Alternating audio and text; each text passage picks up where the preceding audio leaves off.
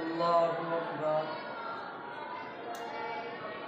الحمد لله رب العالمين الرحمن الرحيم مالك يوم الدين إياك نعبد وإياك نستعين اهدنا الصراط المستقيم صراط الذين أنعمت عليهم غير المغضوب عليهم ولا الضالين.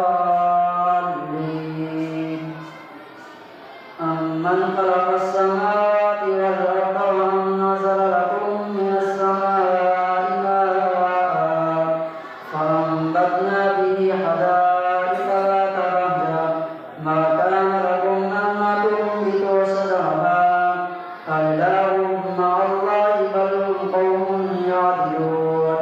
أمن جعل الأرض قرارا وجعل خلالها أنهارا وجعل لها رواسي وجعل بين البحرين حاجزا أإله مع الله بل أكثرهم لا يعلمون. أمن يجيب المضطر إذا دعاه ويكشف السوء ويجعلكم خلفاء الأرض أإله مع الله قليلا ما تذكرون. أمن يهديكم في ظلمات البر والبحر ومن يرسل الرياح بشرا بين يدي رحمته أإله مع الله تعالى الله عما يشركون. أمن يبدأ الخلق ثم يعيده ومن يرزقكم من السماء والأرض أإله مع الله قل هاتوا برهانكم إن كنتم صادقين. قل لا يعلم من في السماوات والأرض الغيب إلا الله وما يشعرون أيان يبعثون بل ادارك علمهم في الآخرة بل هم في شك منها بل هم منها عمون. وقال الذين كفروا أئذا كنا ترابا وآباؤنا أئنا لمخرجون لقد وعدنا هذا نحن وآباؤنا من قبل إن هذا إلا أساطير الأولين. قل سيروا في الأرض فانظروا كيف كان عاقبة المجرمين ولا تحزن عليهم ولا تكن في ضيق مما يمكرون ويقولون متى هذا الوعد إن كنتم صادقين.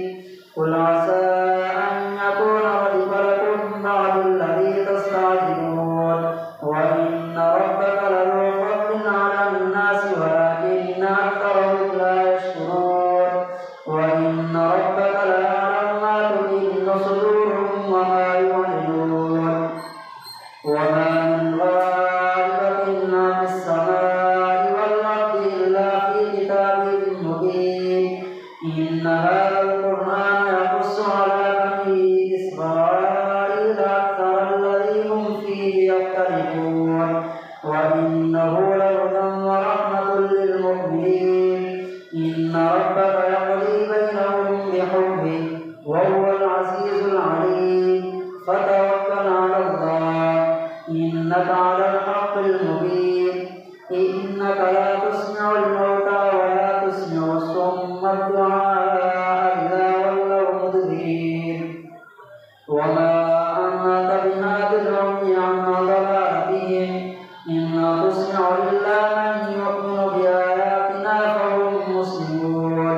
وإذا وقع القول عليهم أخرجنا لهم دابة من الأرض تكلمهم أن الناس كانوا بآياتنا لا يؤمنون. ويوم نحشر من كل أمة فوجا ممن يكذب بآياتنا فهم يوزعون حتى إذا جاءوا قال أكذبتم بآياتي ولم تحيطوا بها علما أم ماذا كنتم تعملون. ووقع القول عليهم بما ظلموا فهم لا ينطقون.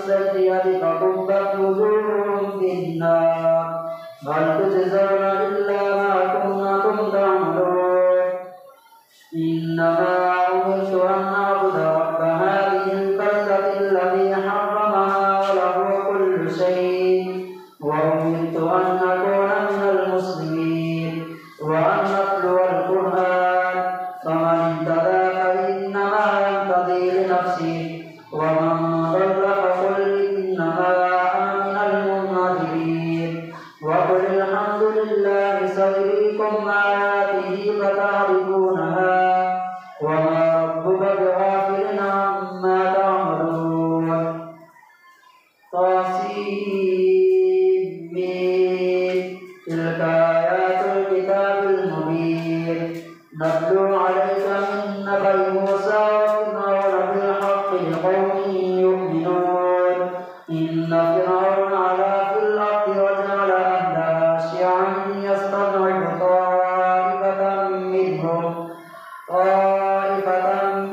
يذبح أبناءهم ويستحيي نساءهم إنه كان من المفسدين ونريد أن نمن على الذين استضعفوا في الأرض ونجعلهم أئمة ونجعلهم الوارثين ونمكن لهم في الأرض ونري فرعون وهامان وجنودهما منهم ما كانوا يحذرون وأوحينا إلى أم موسى أن أرضعيه فإذا خفت عليه فألقيه في اليم ولا تخافي ولا تحزني إنا رادوه إليك وجاعلوه من المرسلين فالتقطه آل فرعون ليكون لهم عدوا وحزنا إن فرعون وهامان وجنودهما كانوا خاطئين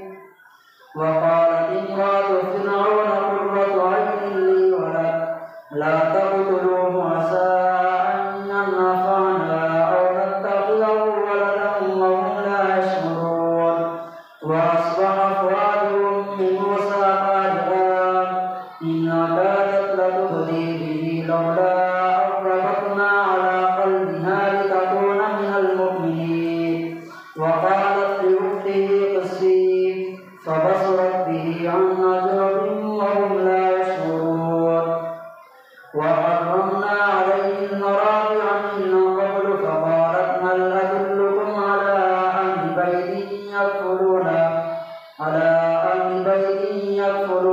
وهم لكم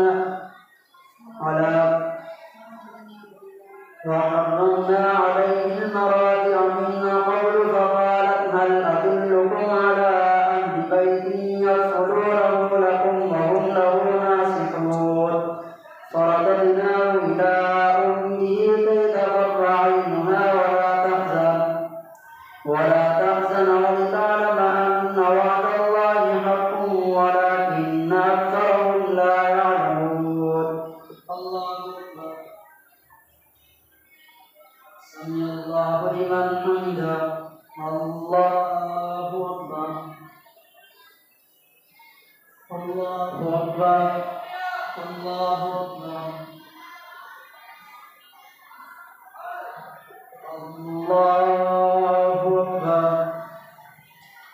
الحمد لله رب العالمين الرحمن الرحيم مالك يوم الدين إياك نعبد وإياك نستعين اهدنا الصراط المستقيم صراط الذين أنعمت عليهم غير المغضوب عليهم ولا الضالين ولما بلغ أشده واستوى آتيناه حكما وعلما وكذلك نجزي المحسنين ودخل المدينة على حين غفلة من أهلها فوجد فيها رجلين يقتتلان هذا من شيعته وهذا من عدوه فاستغاثه الذي من شيعته على الذي من عدوه فوكزه موسى فقضى عليه قال إن هذا من عمل الشيطان فوكزه موسى فقضى عليه إن هذا من عمل قال هذا من عمل الشيطان إنه عدو مضل مبين قال رب إني ظلمت نفسي فاغفر لي فغفر له إنه هو الغفور الرحيم قال رب بما أنعمت علي فلن أكون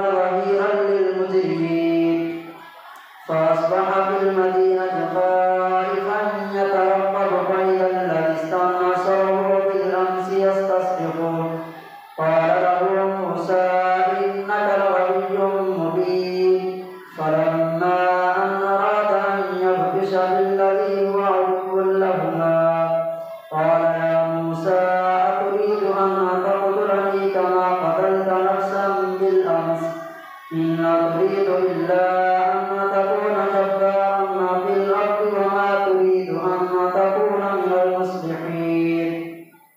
وجاء رجل من أقصى المدينة يسعى قال يا موسى إن الملأ يأتمرون بك ليقتلوك فاخرج إني لك من الناصحين. فخرج منها خائفا يترقب قال رب نجني من القوم الظالمين. ولما توجه تلقاء مدين قال عسى ربي أن يهديني سواء السبيل. ولما ورد ماء مدين وجد عليه أمة من الناس يسقون ووجد من دونهم امرأتين تذودان قال ما خطبكما قالتا لا نسقي حتى يصدر الرعاء وأبونا شيخ كبير. فسقى لهما ثم تولى إلى الظل فقال رب إني لما أنزلت إلي من خير فقير. فجاءته إحداهما تمشي على استحياء قالت إن أبي يدعوك ليجزيك أجر ما سقيت لنا. فلما جاءه وقص عليه القصص قال لا تخف نجوت من القوم الظالمين. قالت إحداهما يا أبت استأجره إن خير من استأجرت القوي الأمين. قال إني أريد أن أنكحك إحدى ابنتي هاتين على أن تأجرني 8 حجج فإن أتممت 10 فمن عندي وما أريد أن أشق عليك ستجدني إن شاء الله من الصالحين. قال ذلك بيني وبينك أيما الأجلين قضيت فلا عدوان علي والله على ما نقول وكيل. فلما قضى موسى الأجل وسار بأهله آنس من جانب الطور نارا قال لأهلهم كثوا إني آنست نارا لعلي آتيكم منها بخبر أو جذوة من النار لعلكم تصطلون. فلما أتاها نودي من شاطئ الوادي الأيمن في البقعة المباركة من الشجرة أن يا موسى إني أنا الله رب العالمين وأن ألق عصاك. فلما رآها تمتز كأنها جان ولا مدبرا ولم يعقب يا موسى أقبل ولا تخف إنك من الآمنين. اسلك يدك في جيبك تخرج بيضاء من غير سوء واضم إليك جناحك من الرهب فذلك برهانان من ربك إلى فرعون وملئه إنهم كانوا قوما فاسقين. قال رب إني قتلت منهم نفسا فأخاف أن يقتلون وأخي هارون هو أفصح مني لسانا فأرسله معي يرد أن يصدقني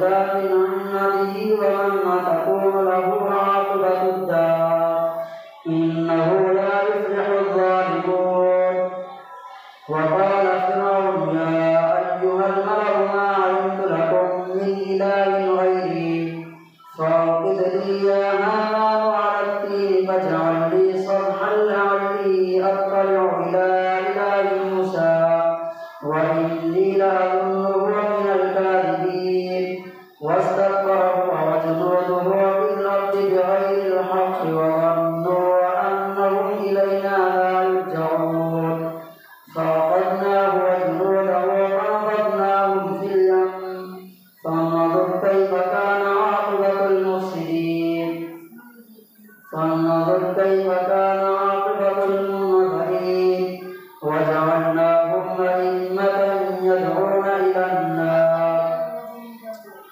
وجعلناهم أئمة يدعون إلى النار ويوم القيامة لا ينصرون فأخذناه وجنوده فنبذناهم في اليم فانظر كيف كان عاقبة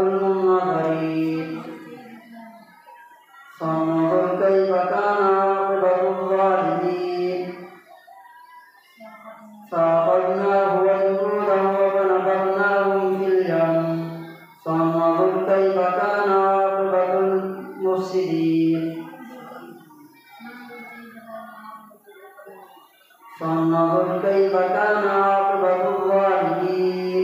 وجعلناهم أئمة يدعون إلى النار ويوم القيامة لا ينصرون وأتبعناهم في هذه الدنيا لعنة ويوم القيامة هم من المقبوحين ولقد آتينا موسى الكتاب من بعد ما أهلكنا القرون الأولى بصائر للناس هدى ورحمة لعلهم يتذكرون وما كنا بجانب الغربي إذ قضينا إلى موسى الأمر وما كنا من الشاهدين ولكننا أنشأنا قرونا فتطاول عليهم العمر وما كنا تتابعا في أهل مدين تتلو عليهم آياتنا ولكننا كنا مرسلين وما كنا بجانب الطور إذ نادينا ولكن رحمة من ربك لتنذر قوما ما أتاهم من نذير من قبلك لعلهم يتذكرون ولولا أن تصيبهم مصيبة بما قدمت أيديهم فيقولوا ربنا لولا أرسلت إلينا رسولا فنتبع آياتك ونكون من المؤمنين فلما جاءهم الحق من عندنا قالوا لولا أوتي مثل ما أوتي موسى أولم يكفروا بما أوتي موسى من قبل قالوا سحران تظاهرا وقالوا إنا بكل كافرون قل فأتوا بكتاب من عند الله هو أهدى منهما أتبعه قل فأتوا بكتاب من عند الله هو أهدى منهما أتبعه إن كنتم صادقين فإن لم يستجيبوا لك فاعلم أنما يتبعون أهواءهم ومن أضل ممن اتبع هواه بغير هدى من الله إن الله لا يهدي القوم الظالمين ولقد وصلنا لهم القول لعلهم يتذكرون الذين آتيناهم الكتاب من قبله هم به يؤمنون وإذا يتلى عليهم قالوا آمنا به إنه الحق من ربنا إنا كنا من قبله مسلمين أولئك يؤتون أجرهم مرتين بما صبروا ويدرؤون بالحسنة السيئة ومما رزقناهم ينفقون وإذا سمعوا اللغو أعرضوا عنه وقالوا لنا أعمالنا ولكم أعمالكم سلام عليكم لا نبتغي الجاهلين إنك لا تهدي من أحببت ولكن الله يهدي من يشاء وهو أعلم بالمهتدين.